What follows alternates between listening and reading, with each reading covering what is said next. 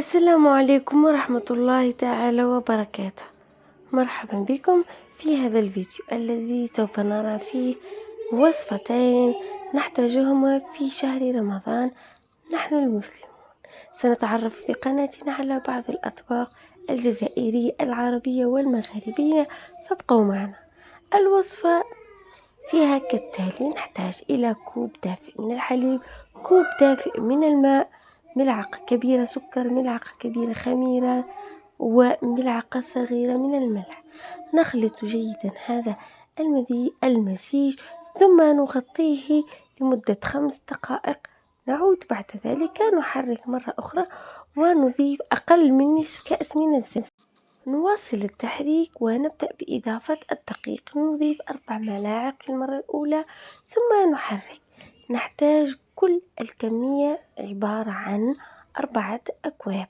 إذا لا ننسى الخميرة، فقط ملعقة واحدة. إذا كان الجو بارد نستعمل ملعقة مملوءة، إذا كان الجو دافئ نستعمل ملعقة غير مملوءة، يعني ملعقة ممسوحة. الآن بعد إضافة 3 أكواب ونصف من الدقيق أو 4 أكواب حسب نوعية الدقيق التي نستعملها. المهم أننا نضيف الكمية قليلا فقليلا.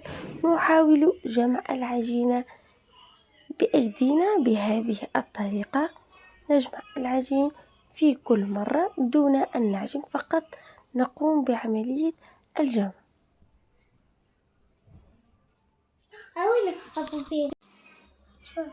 هكذا بهذه الطريقة حتى تصبح عندنا عجينة متماسكة تلتصق قليلا باليد، لا تكون صلبة جدا ولا رخوة، هكذا تلتصق باليد.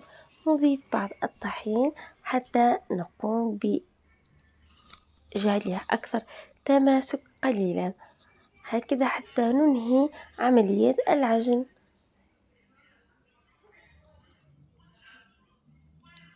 بعدما ننهي هذه العملية نضع العجينة في الإناء، نغطيها ثم نتركها تختمر أكثر وقت ممكن.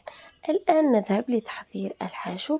نضع صدر دجاج مقطع قطع صغيرة فوق النار، ثم نذهب لتقطيع البصل. في الوقت الذي نقطع فيه رأسين من هذا البصل تكون الدجاج قد نضج. نضيف له البصل ونضعه على النار، ثم نضيف البهارات: فلفل أسود، بهارات تتبيلة الدجاج، زنجبيل، وبعض الملح. نضيف الآن جبن قابل للذوبان، نأخذه إلى النار ثم نعيده. والآن نضيف ملعقتان كبيرتان من الكريمة السائلة. سنحضر في هذا الوقت سلطة تونسية تذوقتها في مدينة صفاقس في تونس خلال بعض الزيارات لها. إنها سلطة رائعة. نقطع القرنبيط باللون البنفسجي، نضيف له الملح، الخل، وزيت الطعام.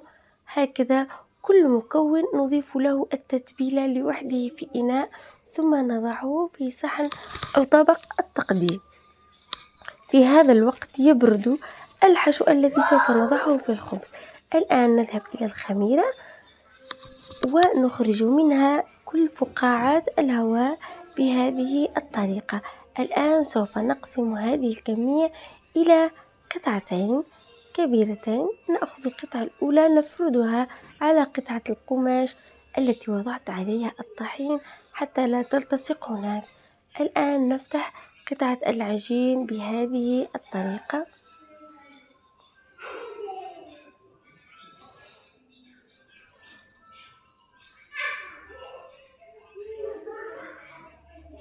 نفتحها جيدا حتى يكون سمكها عبارة عن نصف سنتيمتر. نضعها في الطبق هكذا. الآن صلصة الطماطم، ثم نضع الحشو الذي هو عبارة عن دجاج وجبن وبصل. هنا في هذا النصف نملأه هكذا، ونأخذ النصف نضعه فوق النصف الآخر بإضافة الجبن المبشور القابل للذوبان. نضع الآن النصف الآخر، نغلقها جيدا بالأصابع أو باستعمال الفرشاة بهذا الشكل حتى لا تفتح عندما نطويها. الآن نثقب فقط الجهة العلوية دون أن نصل إلى القاعدة حتى لا تتسرب الحشو من الداخل. ندهنها ببعض الأصفر البيض زائد القليل من الحليب، نضع فوقها الكمون أو ما تريدون. الآن نعود إلى السلطة لنزينها. نضع الخبز في الفرن حتى ينضج. كانت هذه هي السلطة. الآن بعدما نضج الخبز سوف نخرجه من الفرن بهذا الشكل. طعمه لذيذ ورائع، أيضا هش مثل القطن. أعتذر عن التصوير الرديء والسيء. كان هذا في أول يوم رمضان. وضعت هاتان الوصفتان مع قليل من الشوربة. نلتقي في فيديو آخر.